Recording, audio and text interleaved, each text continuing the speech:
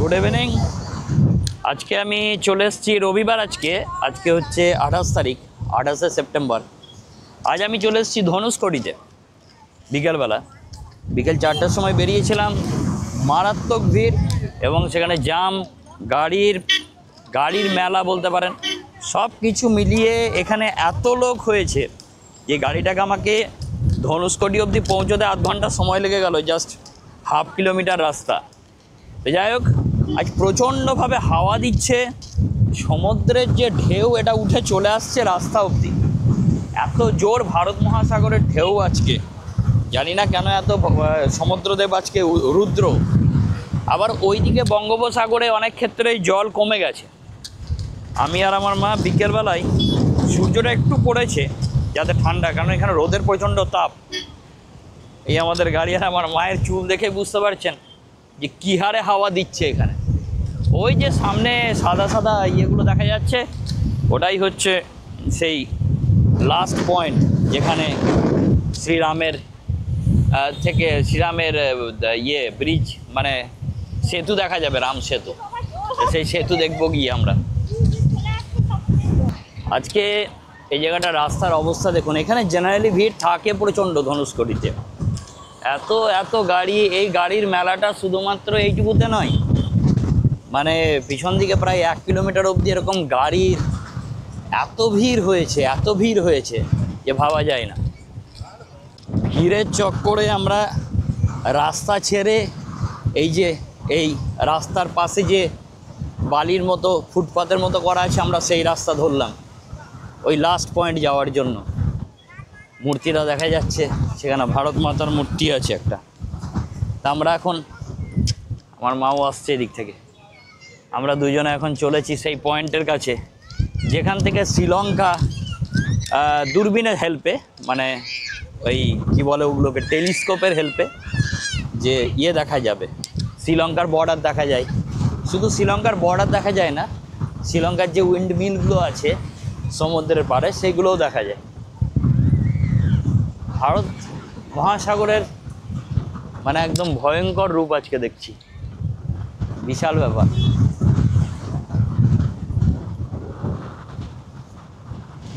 মুখের মধ্যে সমুদ্রের জল ঢুকে যাচ্ছে এসে। এদিকে ধনুষকোটি হচ্ছে ভারতের শেষ পয়েন্ট বলা যায়।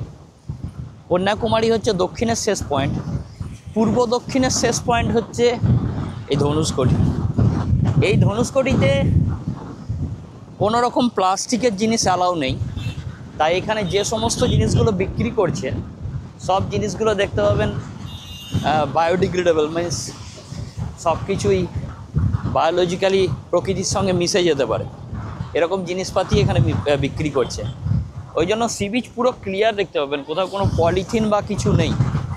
শুধুমাত্র এই কারণেই এখানে প্রচুর ফ্রুটস পাওয়া যাচ্ছে, ফল, যেগুলো কেটে বিক্রি হচ্ছে। এখানে চাইলে কিনতে পারেন। এখানে অনেক জিনিস পাশে মেলার মতো। গাড়ির সংখ্যাটা অনেক বেশি হয়ে যাওয়ার জন্য মনে হচ্ছে এটা গাড়িরই দোকান, কিন্তু আসলে এটা গাড়ির দোকান নয়, এটা অন্যান্য জিনিসের থেকে গাড়ির সংখ্যায় বেশি হয়ে গেছে। তো দেখে মনে হচ্ছে যেন পুরো গাড়ির দোকান এটা। এদিকে শঙ্খ টঙ্খ সব বিক্রি করে। সমুদ্র থেকে যে জিনিসগুলো আমরা পুরী সি বিচেও দেখতে পাই, সেই সমস্ত জিনিসগুলো এখানে বিক্রি করে, মানে সব কিছু পেয়ে যান। এরকম অনেক দোকান আছে পরপর যেগুলো এই জিনিসগুলোকে বিক্রি করে। হ্যাঁ, আমার মা কিছু একটা কিনবে। কি কিনবে? ও, হেয়ার ব্যান্ড তো এখানে নেই, মা পড়ে যাবে। কাপড়টা ধরো।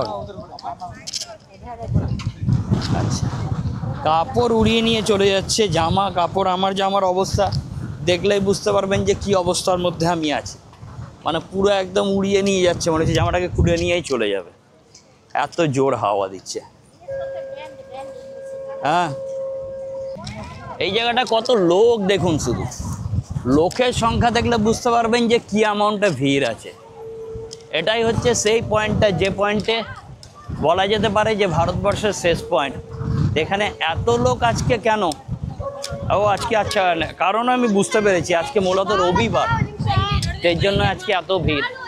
তারপরে আবার এখানে অনেক জায়গায় ক্ষেত্রেই পুজোর ছুটি পড়ে গেছে, তা পুজোর ছুটির জন্য অনেক মানুষই ঘুরতে বেরিয়েছে এখানে।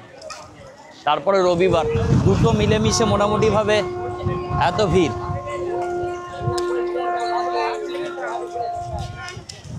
এটাই হচ্ছে সেই ভারতবর্ষের শেষ পয়েন্ট, বা বলতে পারেন যে দেখুন এখানেও গাড়ি পাচ্ছে, এটা পুলিশের গাড়ি। আমি ভেবেছিলাম বোধহয় সেকেন্ড রাস্তা ধরে ঢুকেছে। আমি একটু কাঁচটা মুছে দিচ্ছি, কিছু মনে করেন না, ক্যামেরার কাঁচটাই অনেক সমুদ্রের জল লেগে গেছে। সমুদ্রে জল মারছে জোর, ঘোলা হয়ে যাচ্ছে বারে বারে, সমুদ্রে কাঁচটা ক্যামেরার ঘোলা হয়ে যাচ্ছে।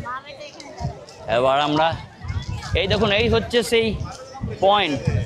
এখানটায় এই একটা ভারত মাতার স্তম্ভ আছে, যেটাকে অশোক স্তম্ভ বলে। এর আগের বার এসে এখানে ছবি তুলেছিলাম আমরা, আমার মাও এখানে দাঁড়িয়ে আছে।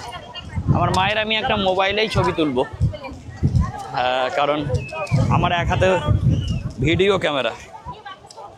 আমার মায়ের ছবিটাকে, কিন্তু এত লোক পিছনে আছে, কোনটা আমার মা আবার ইন্ডিকেট করে দিতে হবে এটা আমার মা। যে যেমন পারছে ছবি তুলছে, কাউকে তো বারণ করা যাবে না যে সরে যাও ভাই আমার মায়ের ছবি তুলবো, না না না। তো হয়ে গেল ছবি তোলা অনেকগুলো। এবার আমি একটু ওই দিকটা দেখাবো, শ্রীলঙ্কার দিকটা। এসো এই দিকটা, এসো এই দিকটা আগে, এসো না এই দিকটায়, শ্রীলঙ্কার দিকটায় যাবো আগে। এই দিকটা হচ্ছে পশ্চিম, আমি যে দিকটা এই মুহূর্তে দেখাচ্ছি এই দিকটা হচ্ছে পশ্চিম, আর এই দিকটা হচ্ছে দক্ষিণ। দক্ষিণ বলতে এই দিকটাতে শ্রীলঙ্কা নয় ঠিক, এটা দক্ষিণ। এই যে কর্নারটা আমি এই মুহূর্তে দেখাচ্ছি, মানে এই দিকটাতে হয়ে যাচ্ছে শ্রীলঙ্কা। ওরে বাবা, ভিজিয়ে দিচ্ছে পুরো, দাঁড়ানো যাচ্ছে না, আর এত সমুদ্রের ঢেউ। শ্রীলঙ্কা থেকে এই শ্রীলঙ্কার দিকটাতে এই রাম সেতুটা আছে। এসব রাম সেতুটা দেখি, শ্রীলঙ্কার দিকটাতেই রাম সেতুটা আছে। এখান থেকে আপনাদেরকে দেখাতেও পারবো। এখান থেকে দেখতে পারবেন যে দূরে একটা দ্বীপের মতো আছে সাদা রঙের। ওই দ্বীপের মতো জায়গাটা অ্যাকচুয়ালি রাম সেতু।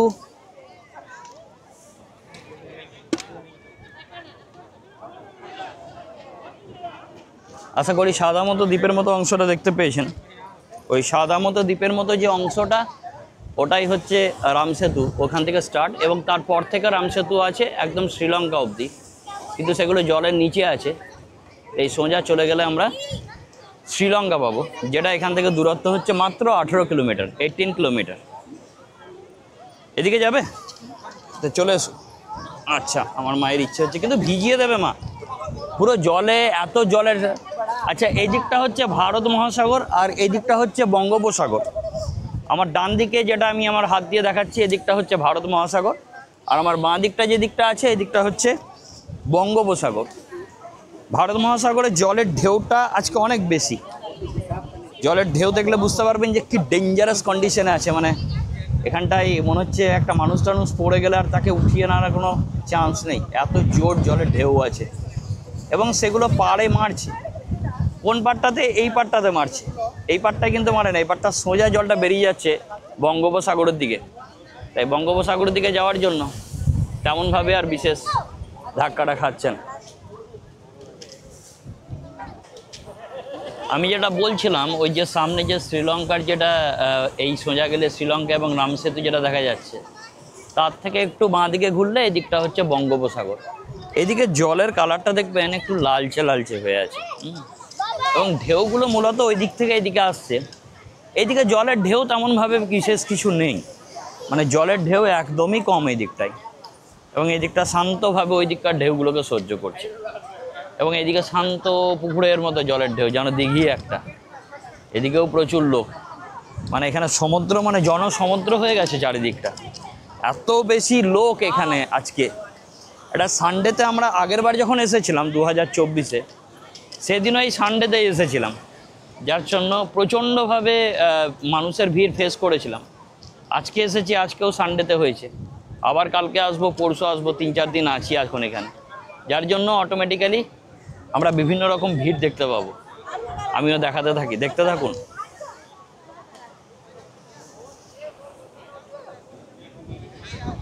এসো উপরে, চলো ওইদিকেই চলো তাহলে।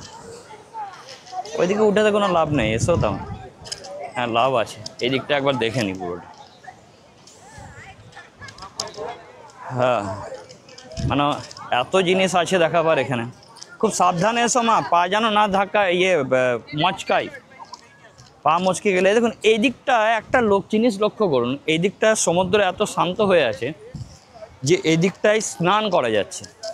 স্নান তো ওই দিকটাতেও করা যায়, অন্যান্যবার করে অনেকেই করে এবং আমি দেখি, কিন্তু মুশকিলটা হচ্ছে যে এবার সমুদ্রের ঢেউয়ের জন্য ওইদিকে কেউ স্নান করতে সম্ভবত যেতে পারছে না, এই দিকটাই সব স্নান করছে। হ্যাঁ রামেশ্বরমের জল, জল তো নিতেও হবে না এখানে, এখানকার জল না, ওটা মন্দিরের জল নিতে হবে। ধনুষ্কড়ি অগ্নিতীর্থমের জল নিতে হয়, এখানকার না, ঠিক আছে। হ্যাঁ তো এই হচ্ছে আর একটা মার্কেট, ডান দিককার মার্কেট, মানে পুরো সেই আমাদের স্বর্গদুয়ারের মতো যেমন হয় সেই স্বর্গদুয়ারের স্টাইলের এখানে সব মার্কেট করে আছে। কিন্তু তামিলনাড়ু গভর্নমেন্টের একটা স্ট্রিক্টনেস আছে, কাউকে পার্মানেন্ট কোনো দোকান বানাতে দেয়নি, কারণ সেটা বানালেই সমস্যা হয়ে যাবে, প্রকৃতি একদম শেষ হয়ে যাবে। যে আমরা ঘুরে এসে আবার ওইখানটায় মানে এই পুরোটাকে রাউন্ড দিলাম, একবার চক্কর দিয়ে এদিকে চলে এলাম। এবার আমি একবার ওই যে ছবি তুলছে লাভ মেরে মেরে ওই যে ওটার উপরে চাপবো এবং সার্কুলার ওয়েতে গোটা এই ধনুষ্কড়ির যে লাস্টে পয়েন্টটা, শেষ পয়েন্ট, এটার নাম আমি উচ্চারণ করতে পারি না, এই ভুল উচ্চারণ করার থেকে না করা ভালো। পার্চিসমান নাই বলে কিছু একটা হয়, তো সেই পয়েন্টটা গোটাটাকে আমি দেখাবো। জাস্ট এই উপরটাতে উঠবো আমি, যেমন সবাই উঠেছে আমিও উঠবো।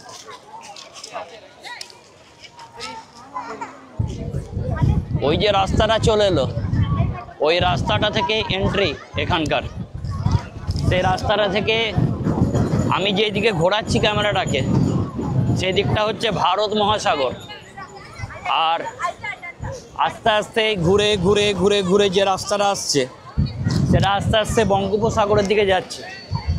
এই গোটাটা হচ্ছে রাউন্ড মেরে, জায়গাটা ভালো করে লক্ষ্য করুন, একদম সার্কুলার ওয়েতে আছে, এখান থেকে গোল হয়ে সার্কেল করে আবার গিয়ে জাস্ট ওই পয়েন্টেই মিশছে। এটাকে বলা হয় সানসেট পয়েন্ট বলা হয়, মানে এখানে সূর্যাস্ত দেখতে খুব ভালো লাগে সবার, তো সেই সূর্যাস্ত এখানে দেখা হচ্ছে, সব মানুষ সূর্যাস্ত দেখতে এসছে বলতে পারে। এবং হাজার হাজার লোক, একটা লোক নয়। বাপরে গলা ব্যথা হয়ে গেল, চিৎকার করছি এত জোরে, হাওয়ার জন্য কেউ কারোর কথা শুনতে পায় না, মাকেও কথা বলছি চিৎকার করে করে। তাই হোক, আমি সেই পয়েন্টটার উপরটায় দাঁড়িয়ে আছি এই মুহূর্তে, যেখানটায় সবাই ছবি তুলছে, সেলফি তোলার একটা জোন এটা, সবাই নিজের ছবি তুলছে, কাছের মানুষের সেলফি। আমার মায়েরও আমি ছবি তুলেছি, আমিও সেলফি তুলেছি, তো সেটাই এখানে জাস্ট আমার পিছনেই সেই পয়েন্টটা, ভারত মাতার মূর্তি এবং সেই পয়েন্টটা দূর দূরান্তে এটা চলে গেল সোজা একদম রামেশ্বরম। ওই দূরে দেখা যাচ্ছে লাইট হাউস। আজকে ইচ্ছে ছিল যে লাইট হাউসে একবার চাপবো এবং গোটাটাকে দেখবো লাইট হাউস থেকে, একদম ড্রোন ভিউয়ে দেখা যায়। প্রবলেমটা হচ্ছে এখানে ড্রোন ওড়ানো খুবই মুশকিল, এর কারণ হচ্ছে এত জোর হাওয়া দিচ্ছে, ড্রোন উড়ে সমুদ্রে পালিয়ে না যায়। সমুদ্রের জল তো উঠে চলে আসছে ল্যান্ডে, আর সমুদ্রে ড্রোন উড়ে চলে গেলে মুশকিল হয়ে যাবে, তার জন্য ড্রোন ওড়ানোর সাহস করছি না। কালকে বা পরশু একবার দেখবো, যদি হাওয়াটা একটু কমে যায় তাহলে আমি ড্রোন ওড়াবো এখানে, একবার চেষ্টা করবো ড্রোন ওড়াবার। টাইম হাউসেও যদি সম্ভব হয়, টাইম হাউসের ওইদিকে তো বালি ঝড় হচ্ছে, আমি তো চেষ্টা করলাম যে ওখানে ওড়াবার, তো মনে হচ্ছে বালি ঝড়, বালিগুলো উড়ে উড়ে এসে ক্যামেরায় মারছে, গাড়িতে মারছে। আলাম বাবা রে, তাহলে ড্রোনটাকে কোথায় নিয়ে চলে যাবে, দেখা যাবে যে শ্রীলঙ্কায় নিয়ে গিয়ে পড়লো। হ্যাঁ, শ্রীলঙ্কা আবার ড্রোন আনতে যেতে হবে আমাকে উঠতে উঠতে। ঠিক আছে, দেখতে থাকুন, আরও আমি দেখাতে থাকবো। ওরে বাবা রে, কি হাওয়া গো, একদম চারিদিকে শুধু হাওয়া আর মানুষ, দুয়ের ধাক্কায় একদম কঠিন অবস্থা। আমার মা আমার ছবি তুলছে, দেখুন নিচে থেকে আমার ছবি তুলছে আমার মা, আর আমি আমার মায়ের ভিডিও করছি, দুজনের ছবি তুলছি, ভিডিও করছি। এ উঠে পালাচ্ছে জামা, জামা উঠে যাচ্ছে, হাওয়াতে তুলে দিচ্ছে আমার জামা।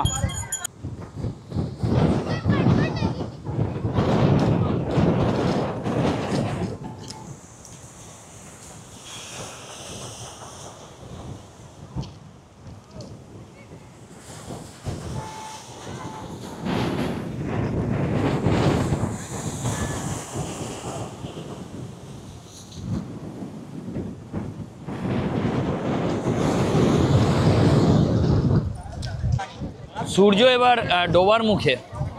আমরা সেই সূর্যের শক্তপোক্ত রোদ থেকে এসেছি, সেই রৌদ্র শেষের মুখে এবার আমাদের মোটামুটি ফিরে যাওয়ার পালা।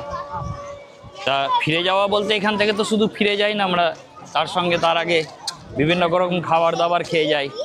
সামনে গিয়ে আর একটা সি বিচ আছে, ওখানেও বেশ কিছুক্ষণ বসবো, বসে সেখানটায় খানিক এনজয় করবো, একটা দুটো সেই পুরী থেকে আনা গজা খাবো। যদি সম্ভব হয় আর একটু আগে গিয়ে যদি ভিড় কম হয় সেখানে গিয়ে আমরা চিংড়ি খাবো। সব কিছু কমপ্লিট করার পরে আমরা আবার হোটেলে ফিরবো, তারপরে যা প্ল্যান আছে সেগুলো করা যাবে।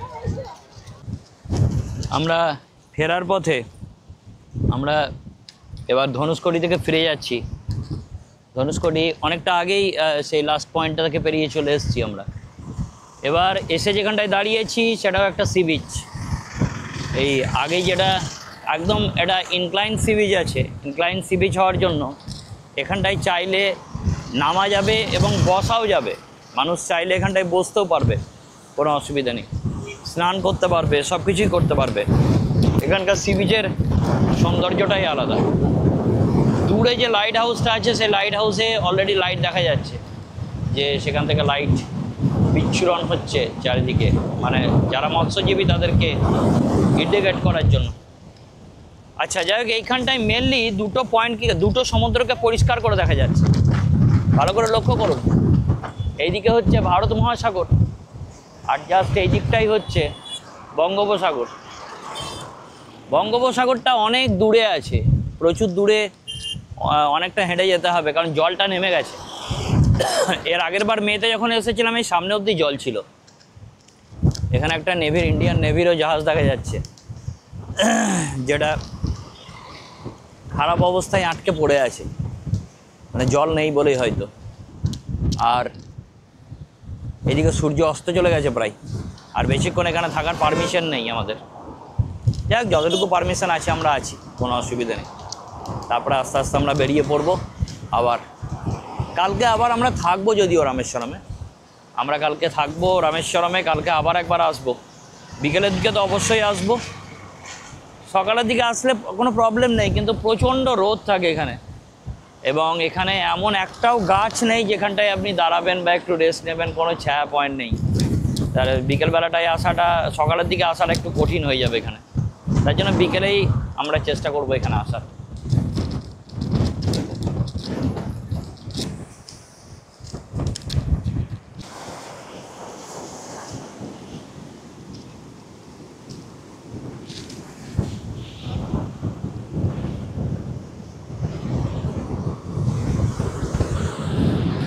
এই মুহূর্তে আমি ধনুষকোটি সি বিচে, যেখানটায় মানুষ স্নান টান করে, এখানটায় সমুদ্র একটা মানে অপরিসীম সুন্দর রূপ নেয় এই সন্ধ্যেবেলাটাই। সকালের দিকে তো মারাত্মক রোদ থাকে এখানে, সূর্য অস্ত গেছে এবং সমুদ্র যেখানটায় ওখানটায় পাহাড়ে ধাক্কা মারছে, পাথরগুলোতে ধাক্কা মেরে ছিটকাচ্ছিল, এখানে ছিটকায় না, এখানে বালি আছে, স্যান্ড ব্রিজ। এটা স্যান্ড ব্রিজ হওয়ার জন্য কি হয়, এখানে বালি ছিটকায় না। এবং তার থেকেও বড় ব্যাপার হচ্ছে এখানকার বালিগুলো ভালো করে লক্ষ্য করবেন, সাদা সাদা বালি। এখানে দেখুন সাদা সাদা রঙের বালি এগুলো।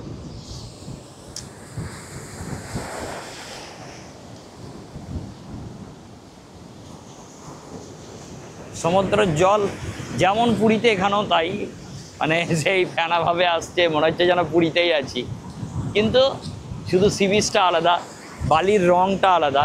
এখানে অনেক মানুষ স্নানও করছে এখন, হ্যাঁ, বেশ দেখতে সুন্দর লাগছে।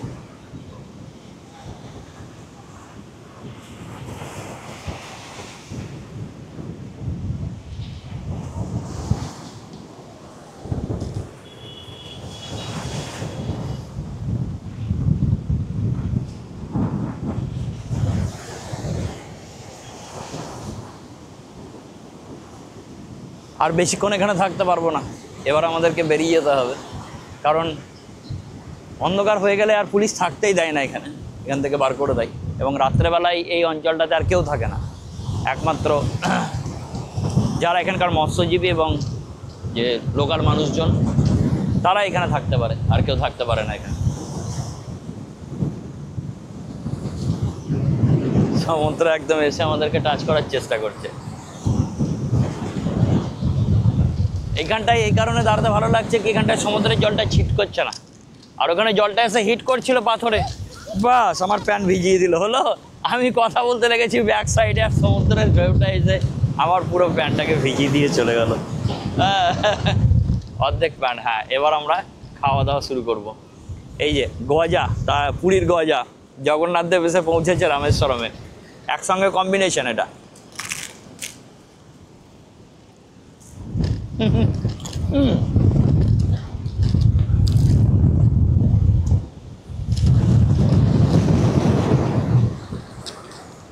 আমি দেখাতে থাকবো, দেখতে থাকুন। আমরা ফাইনালি এসেছি চিংড়ি খেতে এখানে। হ্যাঁ, এখানে 10 পিস চিংড়ির দাম হচ্ছে 200 টাকা, 8 পিস 200 টাকা বলছিল। আমি চিংড়িগুলো দেখাই আপনাদেরকে, তাহলে বুঝতে পারা যাবে যে এটা খুব অন্ধকার হয়ে গেছে অলরেডি। একবার আমাকে চিংড়িগুলো দেখাবেন? अच्छा লাইট নেই না তো দিকে। হ্যাঁ হ্যাঁ, তো এখানে লাইটের জন্য একটু অসুবিধা হচ্ছে, যাই হোক আমি আমার মোবাইলের লাইটে দেখাচ্ছি।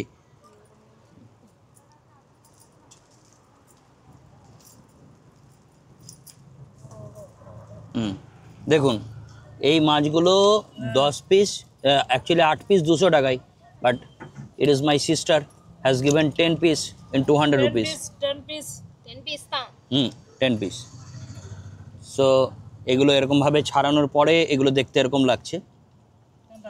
হ্যাঁ, এরকমভাবে 10 পিস হবে 200 টাকা।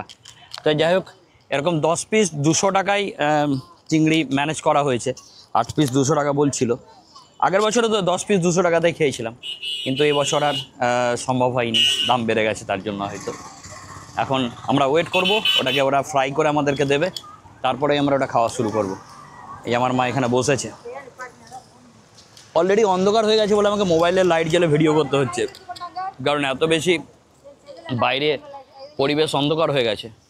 আমরা অনেকক্ষণ ধনুষকড়ি থেকে বেরিয়ে এসেছি এবং এখানে চিংড়ি নিয়ে এখানে বার্গেনিং হলো, এদিক ওদিক। বার্গেনিং নয়, মানে দোকান খুঁজে পাওয়া যাচ্ছিল না, কারোর কাছে চিংড়ি নেই, অন্য মাছ আছে, বিভিন্ন ধরনের মাছ আছে এখানে।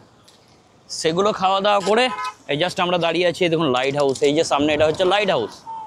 এই লাইট হাউসের উপরটাতে ওঠা যায়, কিন্তু 5টার পরে আর ওরা উঠতে দেয় না এখানটায়। আমাদের 5টা তো পার হয়ে গেছে, আজকে তো উঠতে পারবো না আমরা। ওখান থেকে লাইটটা দেখুন ঘুরছে ছাদের উপরে, একদম উপরে লাইটটা ঘুরছে। লাইটটা ঘুরছে দেখলে বুঝতে পারবেন, সমস্ত মৎস্যজীবীদেরকে দেখাচ্ছে লাইটটা, যে লাইটটা ঘুরছে। যাই হোক, আমি চিংড়িটা ভাজা হোক, তারপরে আমি আবার দেখাচ্ছি। আমার চিংড়ি এখন ফ্রাই চলছে। এই হচ্ছে ফ্রাইং পন্ড, এগুলো ভেজে এবার ওটা এতক্ষণ বাছা হলো, আমি দেখালাম বাছাগুলো বাছছিল, এবার সেগুলোকে মশলা দিয়ে বেশ সুন্দর করে ভাজছে, দেখতে বেশ ভালো লাগছে। এটা খেতে টেস্টই আলাদা হয়, এখানকার টাটকা চিংড়ি হওয়ার জন্য আরও বেশি টেস্টি হয় এটা। চিংড়িগুলো যখন পুরো খোলাতে খোসা টোসা নিয়ে থাকে তখন সেগুলোর চেহারা হয় বড় বড়, আর যখন সেটা ইয়ে হয়ে যায়, মানে এটা একটা আমারও কাজ হচ্ছে না, ওই পাশের মাছটা আরেকজনের ভাজা হচ্ছে, পিছনেরগুলো আমারও হচ্ছে, মানে একটা ট্রেতে 3টে কাস্টমারের একসঙ্গে কাজ চলছে আর কি। এবং পুরোটাই চলছে দেখুন মানে কাঠের আগুনে, মানে গ্যাস ট্যাস নয়। এই দোকানগুলোতে ইলেকট্রিসিটি তেমন কিছু নেই, কারণ এগুলো একদম প্রত্যন্ত ধনুষকোটি সেই সমুদ্রের ধারে, এবং এখানে কোনো জনবসতি নেই। তো অটোমেটিক্যালি এখানে এগুলো এখন মোবাইলের লাইটে, এদের চার্জিং লাইটে কাজ চলছে। আমরা খেতে শুরু করি, তারপরে আমি আবার দেখাবো আপনাদেরকে। এখন পুরো অন্ধকার হয়ে গেছে, যে খাওয়ার সময় আমাদের প্লেটে কেমন লাগবে সেটা মোবাইলের লাইটে দেখাতে হবে। এই আমাদের ফ্রাইড চিংড়ি চলে এসছে। এখন এই ফ্রাইড চিংড়িটাকে খেতে হবে, তো এটা এখনই ডেলিভারি হলো। এখন দেখা যাক টেস্ট কেমন। একটা আমার মা খেয়ে আগে দেখুক, বলো কেমন, একটা খেয়ে দেখো। বাহ, খেয়ে দেখো কেমন, গরম পর্যন্ত, অল্প কামড়া দাও, বেশি গোটাটা খেয়ে না। ভেতর থেকে সিদ্ধ হয়েছে, ভালো হয়েছে টেস্ট, না একদম সুন্দর টেস্ট, বাহ। যাই হোক, আমরা এখন চিংড়ি খাবো, এরপরে হোটেলে যাব না বাড়িতে যাব, এই সরি মন্দিরে যাব, সেটা গিয়ে ওখানে ডিসিশন নেবো, সেরকমভাবে দেখাতে থাকবো, দেখতে থাকুন।